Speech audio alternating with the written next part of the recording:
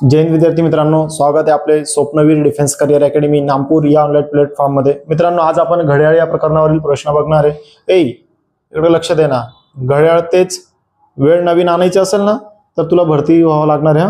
नाहीतर लक्षात ठेव, बंद पडेल घड्याळ सुद्धा दिवसमा 2 टाइम बरोबर दखाडस। जर तू इकडे लक्ष नाही दिलं तर मग ध्यानात ठेव, तुला टाइम कधीच बदलत नाही, समजना का? हा, तर घड्याळ या प्रकरणावरील आपण प्रश्न बघणार आहे। प्रश्न काय आहे, घड्याळात 3:55 झाले असतील तर पाण्याच्या प्रतिबिंबात किती वाजलेले दिसतील? म्हणजे प्रत्यक्ष घड्याळात 3:55 झालेले आहेत आणि तेच घड्याळ जर आपण पाण्यात पाहिलं तर ते किती दिसतील? मग आता येण्यासाठी तुला काय करणं पडेल, घड्याळ भितडावरला काढी आणि डाबुरला बिबुरला पाणी बिनी कथा जमेल त्यातली जाणं पडी, बरोबर की नाही?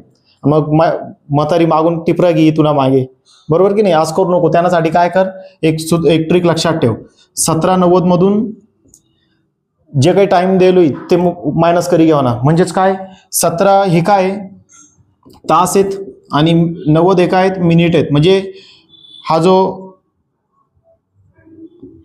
हे जे 2 टिंब दिसत आहे, बरोबर की नाही, याला मराठीत विसर्ग चिन्ह म्हणत असतो आपण, बरोबर ना?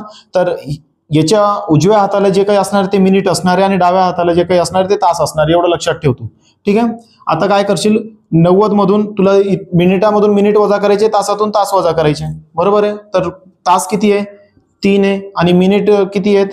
तर 55 आहेत, बरोबर आहे? जर तू मिनिटातून मिनिट आणि तासातून तास वजा केला तर पाण्यात दिसणारी जी प्रतिबिंब असेल त्यामध्ये किती वाजलेले असतील ते तुला समजणार आहे, बरोबर? 90 मधून 55 वजा केलं तर किती होणार? 10 मधनं 5 गेले 5, 9 मधनं 6 गेले 3, इकडे 17 मधनं 3 गेले 14 म्हणजेच किती?